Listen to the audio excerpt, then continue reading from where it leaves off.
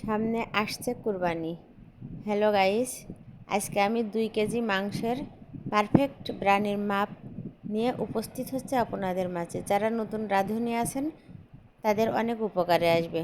চলুন দেখে আসি। আমি প্রথমে জয়ফল নিয়েছি আর জয়ত্রী একবারে ব্লেন্ডার করে নিচ্ছি। জয়ফল আছে অর্ধেকের হাফ আর জয়ত্রী আছে 3 থেকে 4 টুকরা।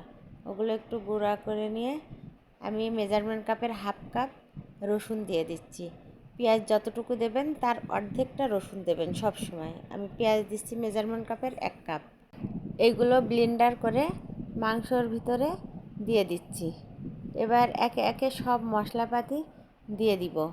এবার আমি কাঁচামরিচ ব্লেন্ডার করে নিব।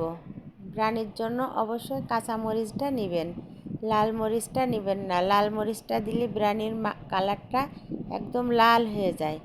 আর সবসময় ব্রানিতে কাঁচা ঝালি ব্যবহার করতে হয়। মেজারমেন্ট কাপের 1 কাপ টক দই দিয়ে দিচ্ছি।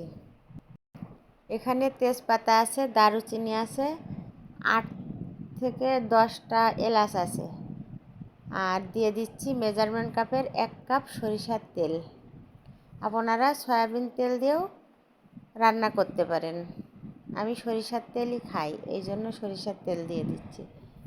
দিয়ে দিলাম 1 টেবিল চামচ ধনিয়ার গুঁড়া, 1 টেবিল চামচ জিরার গুঁড়া, 1 টেবিল চামচ আদার গুঁড়া। এগুলো সবই 1 টেবিল চামচ করে আছে। বুঝার এটা একটা সুবিধা। 2 কেজি মাংসের জন্য টেবিল চামচের 1 চামচ করে সব কিছুই দিয়ে দিচ্ছি। এবার দিয়ে দিব স্বাদ মতো লবণ। এগুলো খুব ভালোভাবে মাখিয়ে নিতে হবে বা মেশাতে হবে। হাত দিয়েও করতে পারেন, যে কোনো জিনিস দিয়েও মাখিয়ে নিতে পারেন। আমি এখানে একটা কাঠের চামচ দিয়ে মাখিয়ে নিচ্ছি ভালোভাবে। এটা হাত দিয়ে করলেই ভালো হয়, কিন্তু হাত জ্বলার ভয়তে আমি এটা দিয়েই করছি। খুব ভালোভাবে মিশিয়ে নেওয়ার পরে আমি এখানে কিছু ব্রানির মশলা দিয়ে দিব। ব্রানির মশলাটা অবশ্যই মাংসের ভিতরে মাখিয়ে রেস্টে দেওয়ার চেষ্টা করবেন, তাহলে মাংসটা বেশি টেস্ট হয়। ব্রানির রেসিপি আমার চ্যানেলে অনেকগুলোই দেওয়া আছে, এই জন্য আমি ব্রানিটা করছি না, কিন্তু মাংসের পারফেক্ট মাপটা আপনাদের সামনে তুলে ধরছি। যারা নতুন রাঁধুনি তারা অবশ্যই এই মাপটা দেখে রান্না করলে তাদের সুবিধা হবে। 2 কেজি মাংসর ভিতরে 1 থেকে 1.5 কেজি মতো চাউল দিবেন। 2 কেজি চাউল দিলে আবার বেশি রাইস হয়ে যাবে, মাংসটা কম হয়ে যাবে। 2 কেজির জন্য 1 কেজি 5 পোয়া চালই যথেষ্ট। ব্রানির মাংসটা দিয়ে এইভাবে মাখিয়ে আমি 1 থেকে 1.5 ঘন্টা রেখে দেব। হাতে যদি সময় না থাকে তবুও কম করে আধা ঘন্টা রেস্টে দিবেন অবশ্যই। এই দেখেন, রেস্টে দেওয়ার পরে মাংসের কালারটা দেখছেন কত সুন্দর আসছে। এটা এইবার আমি চুলাতে বসিয়ে দিব। এইভাবেই ঢেকে ঢেকে রান্না করে নিতে হবে, পানি দিব না। এই পানিতেই সিদ্ধ হয়ে যাবে, তাহলে ব্রানিটার টেস্ট আসবে অসাধারণ।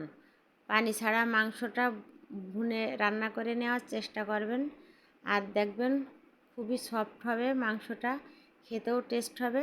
শোনো নতুন রাঁধুনি আপুমনিরা, তোমাদেরকেই বলছি, প্রথমে চাউলটা ভেজে নিবে। আগে পেঁয়াজ দিয়ে নাড়াচাড়া করে চাউলটা ভালোভাবে ভেজে নিবে। ভেজে নিয়ে তার ভিতরে এই মাংসটা পুরোটা দিয়ে দিবে। দিয়ে ভালোভাবে আরেকটু ভেজে নিবে, নিয়ে গরম পানি অ্যাড করবে।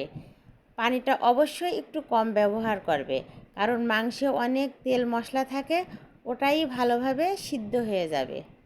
ঠিক আছে, আজকে এই পর্যন্তই। আমার রেসিপিটি যদি আপনাদের ভালো লেগে থাকে আমার ইউটিউব চ্যানেলটি সাবস্ক্রাইব করে পাশে থাকবেন, আর ফেসবুক পেজটি লাইক ফলো দিবেন, আর একটু শেয়ার করবেন। রানির মশলার ভিতরে কিন্তু বড় এলাচ দেওয়া আছে, ওই জন্য আমি দিইনি। এর ভিতরে লবঙ্গও আছে কয়েকটা, আর গোলমরিচ আছে। এগুলোর কথা বলতে ভুলে গেছিলাম তো, এই জন্য বলে দিলাম লাস্টে।